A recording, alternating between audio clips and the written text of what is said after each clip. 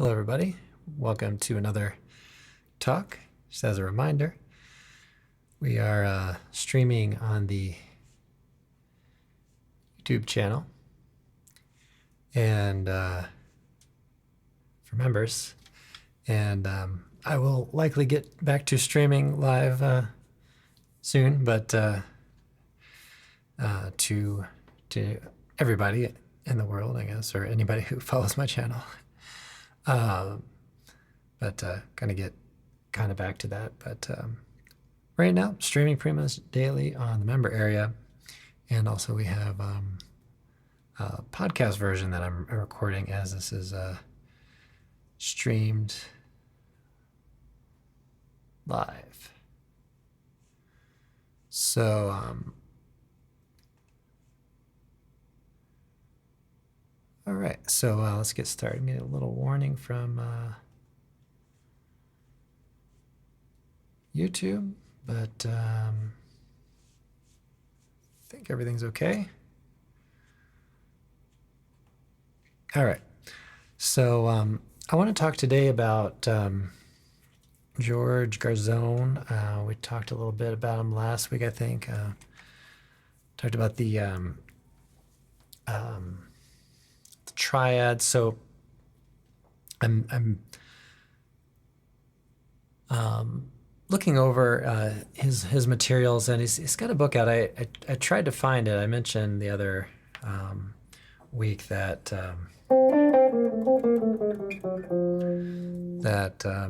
I was going to link the video, but he has a DVD, so actually maybe I should link that. That I did find, but I didn't find the actual book. So I'm not sure what's going on with that. I'll have to check into that. But anyway, just kind of going through the material and everything. And I wanted to talk a little bit about one aspect of it, which was the random chromatic approach.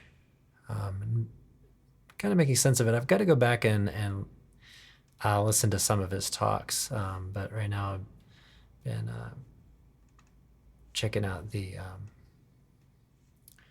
written materials. But I've got this set up here, so I want to just kind of talk a little bit about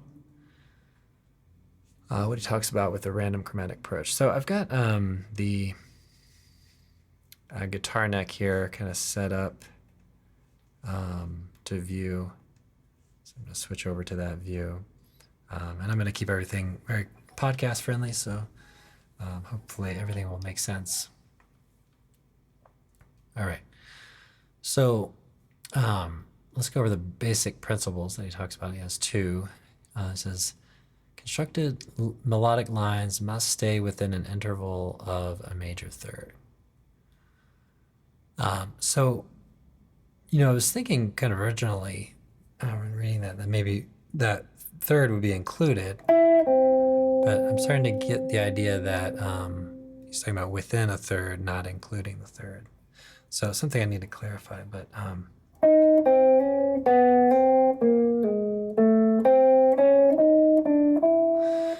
so it really kind of gets at something that's a little interesting, I think.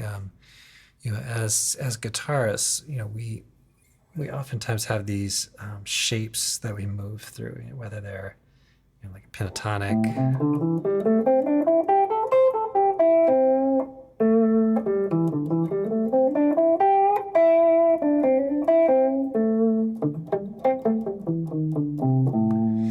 right?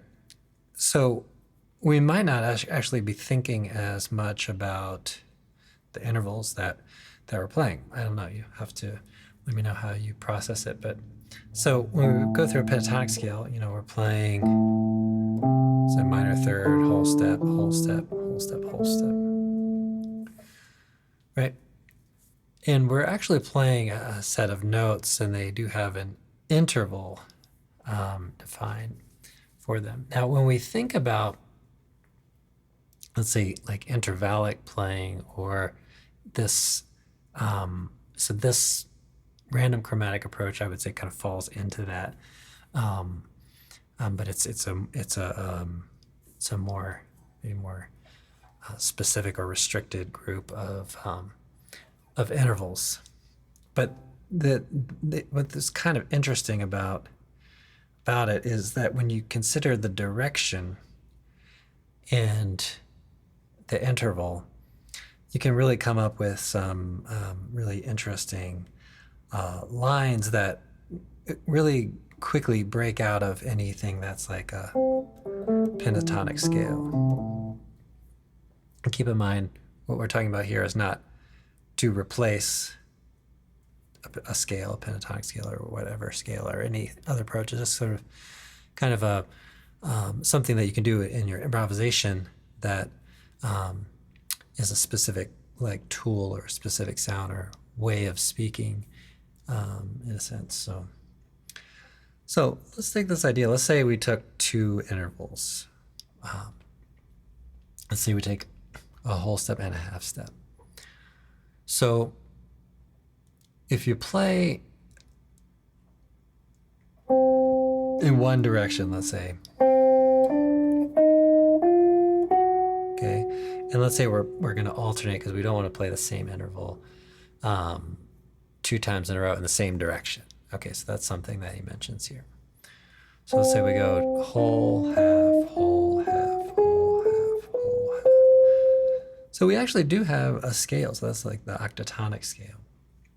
Now, but what happens if you start changing direction? Because even though we're thinking about intervals, we're just kind of happening upon that in a sense. So if you go whole and then half downward, right, and then whole, half, whole, half, whole, half, then we're really in the chromatic scale, right? Or if you do half, whole down, and then half up, right, then we're in the chromatic scale. So once you take a set of intervals and you work with direction and you're limiting yourself to intervals, you really can move yourself outside of any of the, let's say, conventions of scales and all that, because you're not really thinking about a collection of tones that you're playing out of, or like a tonality. We're really working within the chromatic scale, which I guess is still a scale, but it's all of the 12 notes. So let's look down here a little bit. So the idea of the random chromatic approach is to avoid repeated patterns. Pick any note and find the major third above it or below it. Okay. So let's say, so as example, C to E. Okay. Within the major third exists 5 notes. Okay. I think I may have talked about this. So C, D flat, D, E flat, E. Any of these notes may serve as a starting point. Okay. All right. So far he has included the E there. The note C has been chosen as the starting point. Okay, so you can choose any of these notes as their starting note. Okay, and then the next note can be any one of those notes that exists within the major third. So again, I'm a little unclear on whether or not you can choose the E, but so they have a whole step.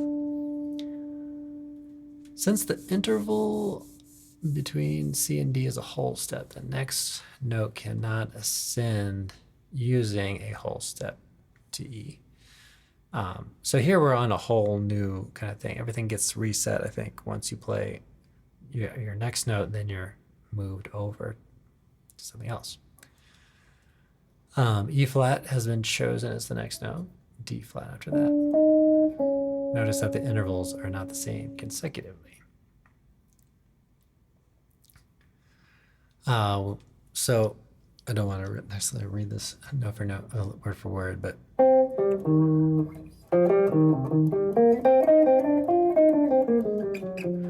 that might be just kind of helpful.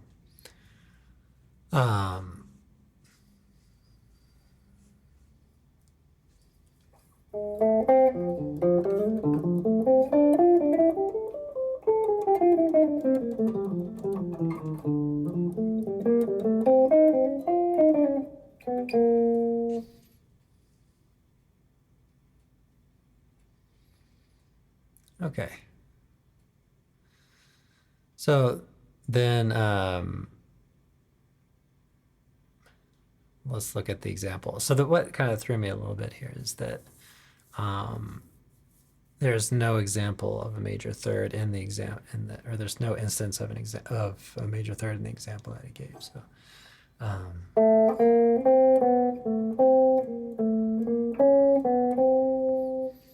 Okay. All right, so we get that. So it's really kind of interesting, to think about this. You might pick whole and then half. So I think, kind of just getting started and getting maybe familiar. I'll throw out some ideas here. So you might, let's say, pick two of the intervals, maybe a whole step and a half step.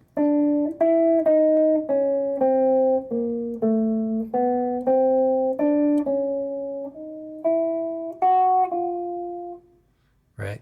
And just kind of work those around. So it's already sounding pretty.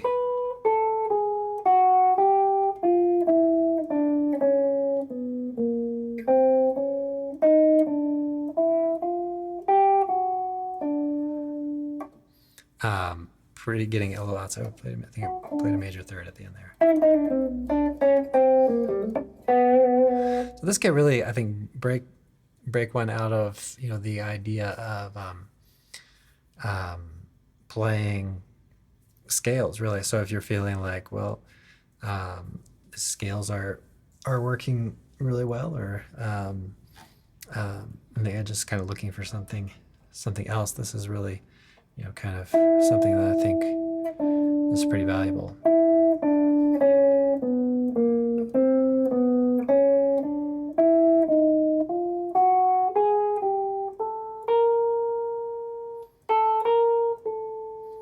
So let's think. So we go up a half step.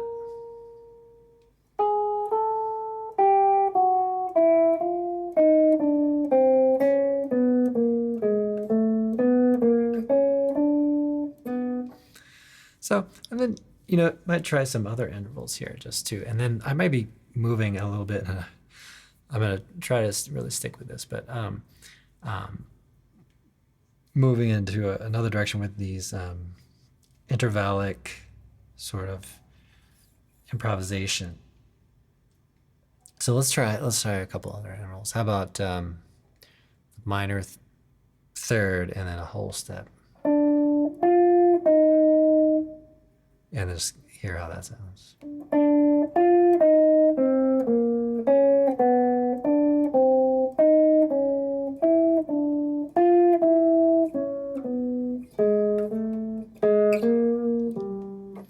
Right, so it really kind of gets you kind of thinking outside of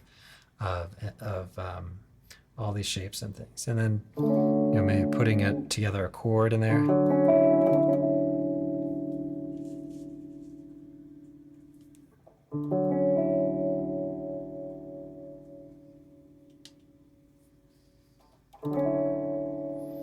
And what gets really interesting, and I'll have to do this a little bit on the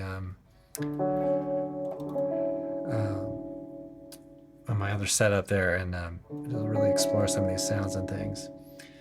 But it's really going to force some inside and outside playing,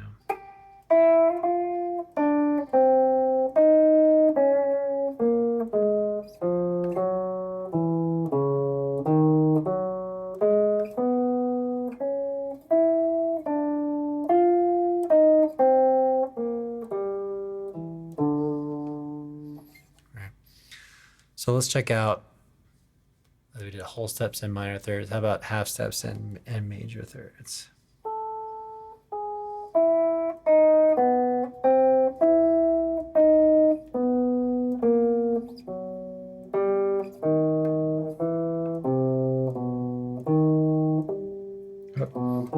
So I did 2 in a row. So let's see what happens with some of the missteps that I've made here so far.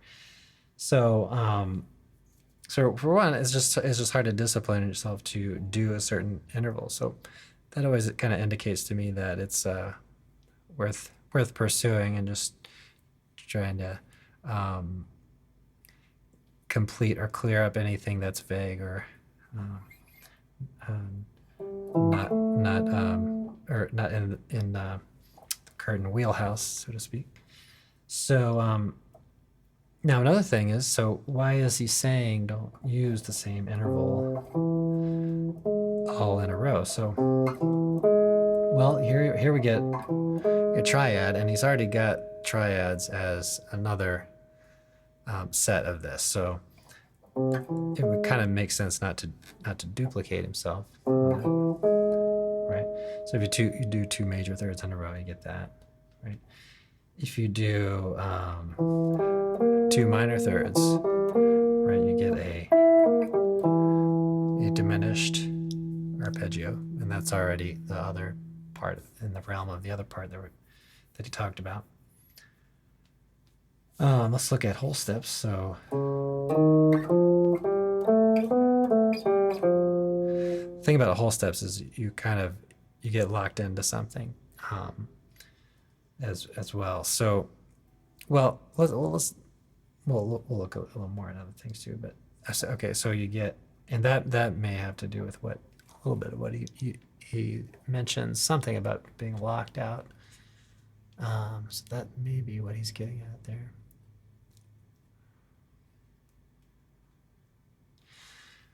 So half steps. So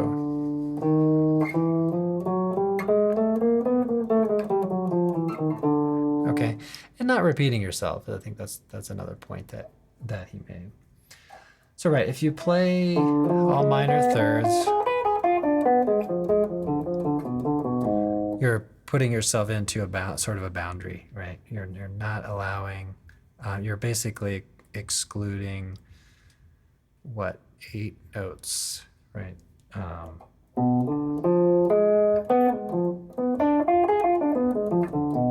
Okay, and you're also playing, something that's established there. So saying, also playing 2 major thirds. Whether you play those up or down, you're also locking yourself out of 9 notes, right? So if you do that interval exclusively, then you're in the augmented triad, right? So like we said with the whole steps, whether you go up or down or any direction, you're with the whole tone scale. So the half steps, I mean, we are trying to get at chromatic playing.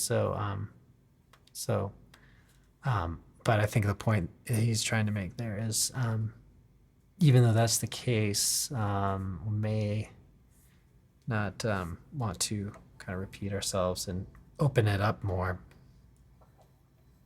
right? So that's kind of the idea. I think there's really a lot going on for this. I think this is really pretty powerful. So example of combining the random triadic and the chromatic approach. He's asking us to take a look at the solo on Have You Met Miss Jones? So let's check that out a little bit.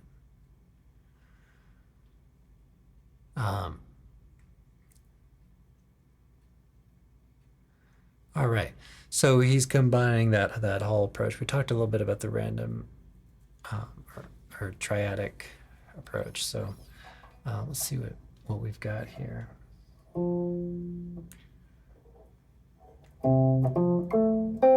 that's certainly triadic. Okay, we've got an F major chord. He's playing the F major triad. Makes sense. Okay, and then he's going down. So he's got a third inversion of G flat. Okay,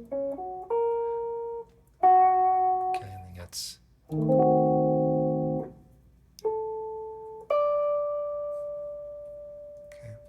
so what does he have there? Oh, that makes sense. D major. Okay, so we have kind of a D major flat 9 or F sharp diminished.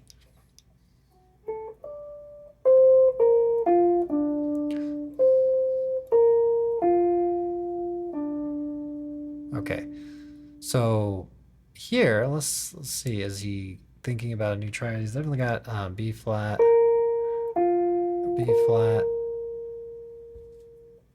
F, and D. Thought that he mentioned that all accidentals are cleared out after you play one, but I see a couple of examples of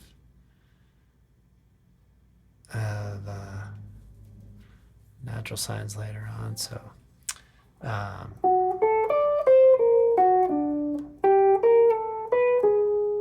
okay, so there's a moment. This is probably working more with the random chromatic approach. So we've got a G to a B flat, minor third, half step, and then a whole step. That's pretty cool sounding. Okay, so I think that whole spot is probably what we're looking for. So over G minor, we have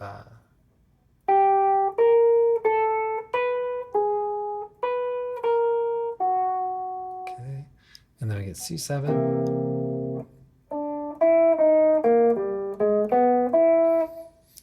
Wow, pretty cool sounding. So I think he kind of does he starts off kind of on a new note, because otherwise I think he'd be kind of breaking his own rule. But so on C7, I think he's starting on D. You get whole, half. Okay, and then we get a triad. Okay. Get E flat major triad, and then so we're getting more into triads again. So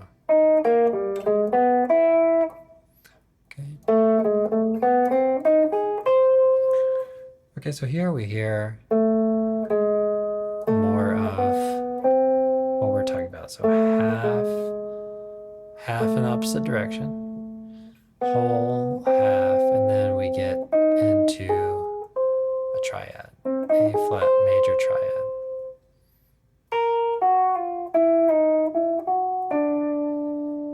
So that's some really kind of cool lines. I think it would be fun to write some lines based on this. So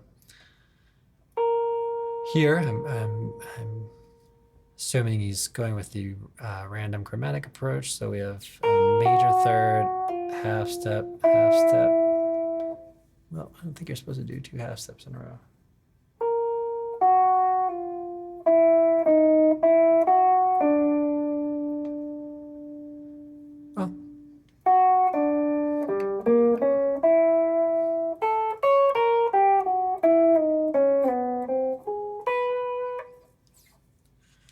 But it's really kind of cool, you know, how these lines just sound, you know, the sort of the impression that you get.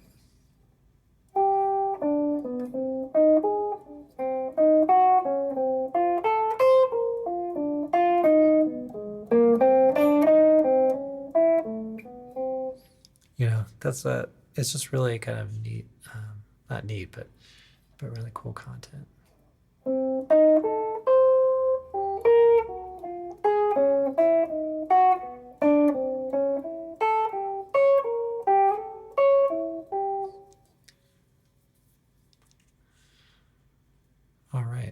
So, even just going through and trying to think about even how all these notes kind of relate to the chords and everything is kind of an interesting study on all this. So he gives several examples from different with different for different instruments. So that's pretty cool. So I think it's something I'm going to be working on a little bit.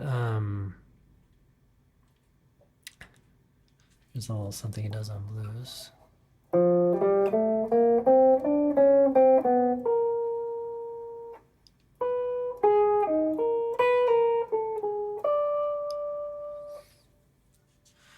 So it can really, I think, open up some ideas and all that for what's going on. All right, everybody, I'm going to do maybe a little bit of playing on the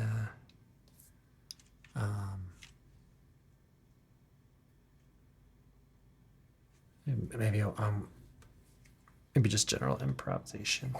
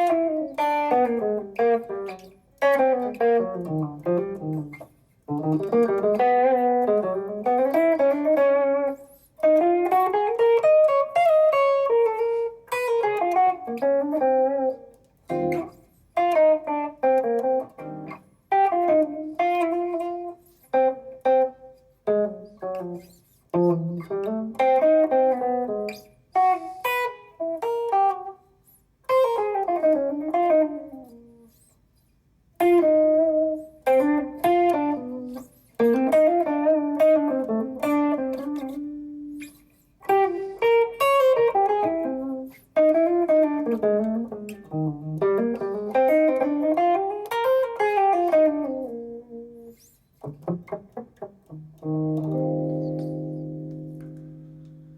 right, everybody. Again, thanks so much for checking out this video live stream.